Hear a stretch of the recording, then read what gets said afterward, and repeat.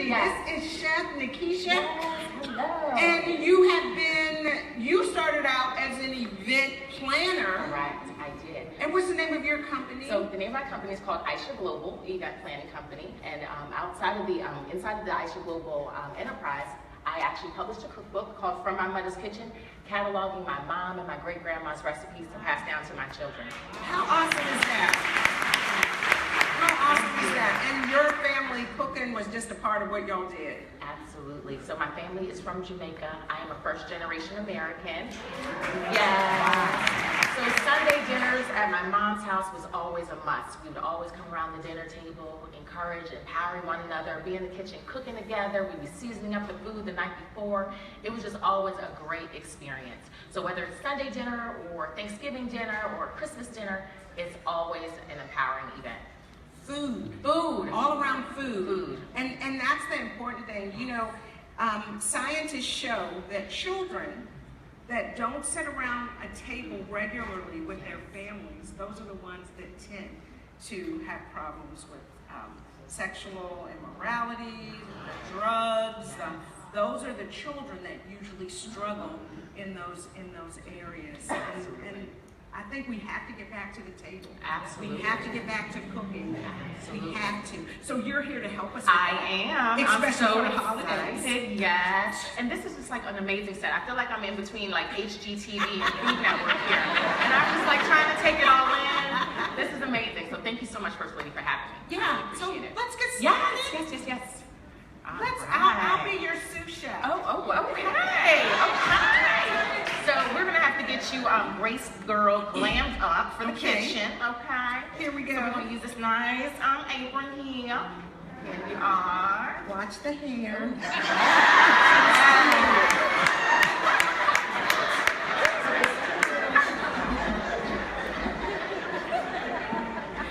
I love you, First Lady. You too. All right. So we're gonna get you all glammed up. Yes. All right. We are ready to cook. Okay. All right. So today I'd like to demonstrate one of the recipes from my cookbook. Okay. And you're gonna come over here and help. And this is actually gonna be a Jamaican curry chicken is what we're gonna have. Okay. Jamaican curry chicken. And that's a different twist to like the holiday season time because we usually do like the turkey. Yes. And so we can sort of twist it up a little Absolutely. and do a little Jamaican curry chicken. Yes, absolutely. So for the holidays, my family, we still do the traditional turkey and the mashed potatoes and the collard greens. We still love all that great stuff. However, coming from a Jamaican family, we want to bring the love of Jamaica back to the dinner table as well. Yes. So we always have like some oxtail or some curry goat. And if you don't like goat, you can substitute it with some beef or something else, or curry chicken. But it's literally like a long spread of tons of meats and starches and sides and desserts. And Awesome. yes. Awesome. Yes. Okay. So to get started here, we already did some prepping. So this is about 4 chicken breasts, which we chopped in about 2-inch pieces, and we've already pre-washed and prepped. Culturally, in Jamaica, what we always do is we always wash our chicken with vinegar or lemon juice. And actually, at first I didn't know why do we do this, right? So I did a little research, and studies actually show that when you wash your meats with vinegar or lemon juice, it actually kills more bacteria than washing with water alone. Okay, So, I didn't know that. That's yes, good. absolutely. So we're gonna take these covers off. Is it apple cider vinegar or just? I use regular vinegar, but I'm sure apple cider vinegar wouldn't hurt either. Because after you you put the vinegar on, you're gonna wash it and look at that sous chef. Where's the tray? Yes. All right, First Lady. So to get started, we're gonna use about 2 tablespoons of curry powder, which is in here. So you can just dump that in there and you can start mixing. Okay. And typically at home, I do not measure anything. However, for the cookbook's sake, we did measure everything properly. Yes, and then we're also going to put some seasoned salt in there. And one thing about curry chicken that I absolutely love, it's so easy and quick to make. In this same recipe, you can substitute it for shrimp or curry goat, whatever you want to do. And it's very quick and simple, 30 minutes for the chicken. All right, so we have some garlic powder. All of this? Yep, you can dump it all in there. I love garlic. And then, oh, the spices, yes. It smells really good. Yes. And then we have some black pepper. You want to put that black pepper in there. Yeah. All right, and then this is the secret behind my mom's curry chicken. Yes. So the secret is in the onion. My mom says always put one whole onion in your curry chicken. Even if you're not an onion lover, by the time it cooks into the meat and everything, it just makes it so much more savory and delicious. So we're gonna toss that onion in there. Let's take the wrapping off. We just rip it off. All right. Rip it.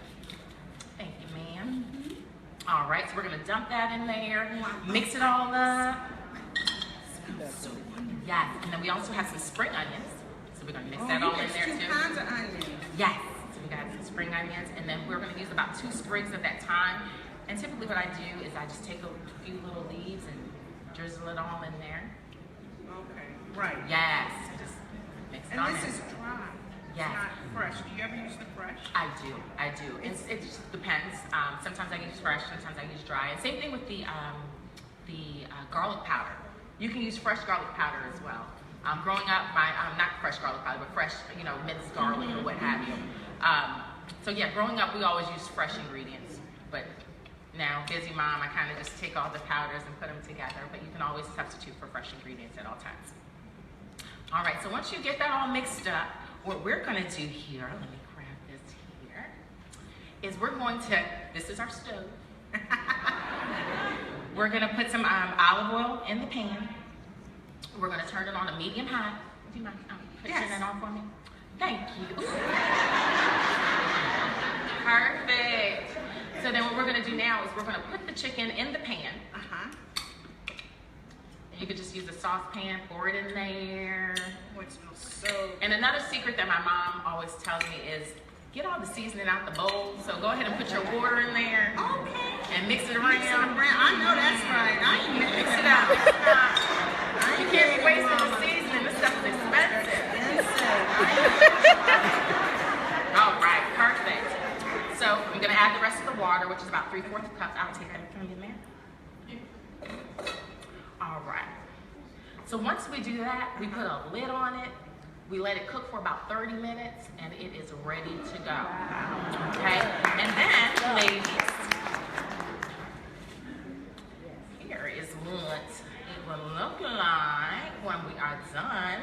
So here we have some rice and peas. We have some curry chicken with some potatoes, and also a side of plantain. Wonderful. Yes. Tasty. We should have someone come and sample. What do you think? Let's get a first timer. This is your first time here. We want to make sure you come back. Come on, girl.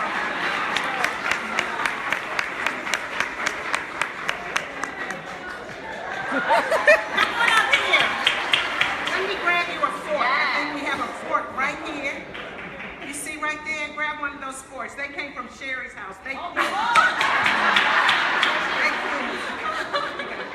Yeah, right there. Yeah, come on, baby. No, yeah, it's clean. It came from Sherry's. Yeah, come over here. Over here and taste this. Yes. Yes, that's curry chicken. What's your name? Raquel. Hey, sister, where are you who invited her that goes to this church? Hey!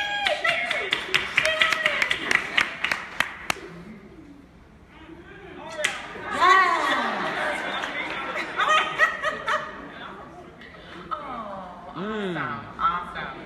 And then taste, just keep going.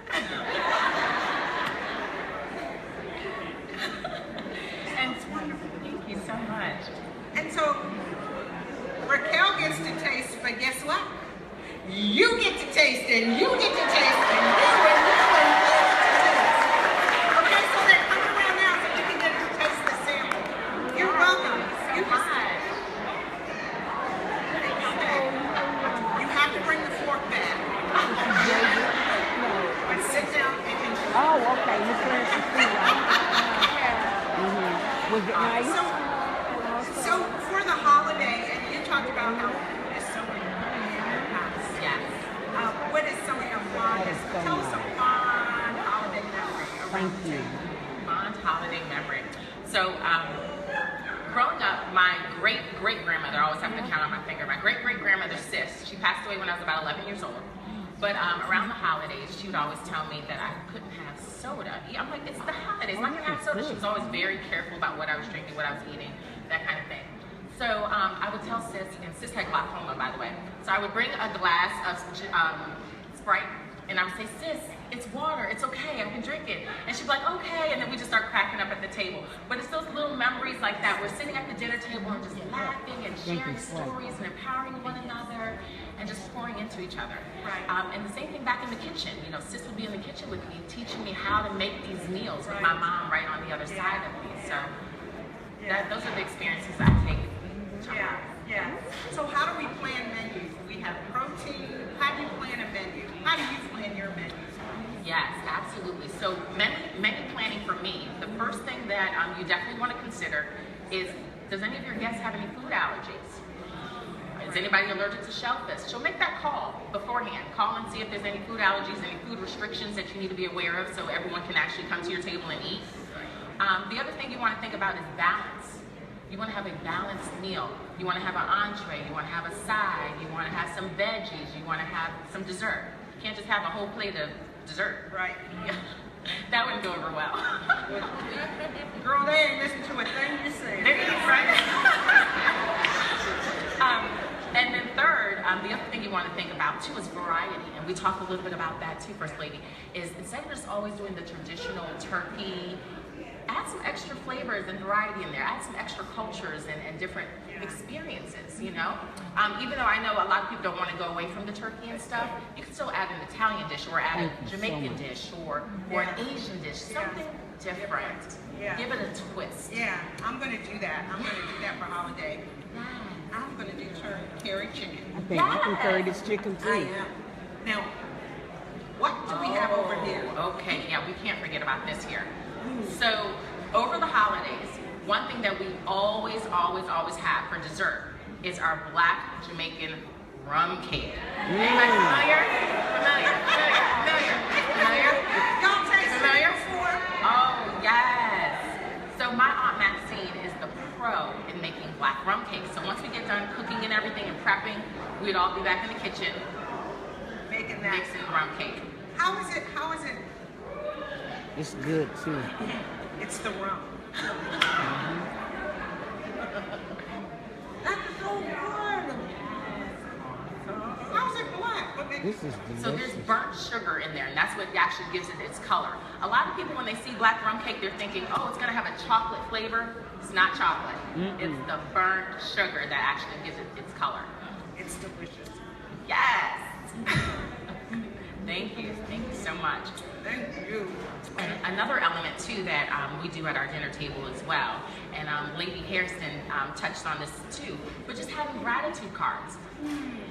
As you set your table before dinner, as your guests are arriving, have like a little thank you of why you appreciate them, you know, what you mean to them and what they mean to you, and just pour out the love. That's what it's all about. Love. Yes. Oh, taste and see. Yeah. That the Lord is good. Good. Amen. Hallelujah. And so is this food. Let's thank Chef Pizza. Thank you. Thank you so much. Awesome. Thank you. And before I leave, First Lady, I Yes. can't just leave without leaving you with a nice little something from You can just leave the rum cake. So we're going to give you this basket. So now you have your own black rum cake in there. Also a copy of my Jamaican cookbook, some jerk seasoning, some curry powders, some apple cider,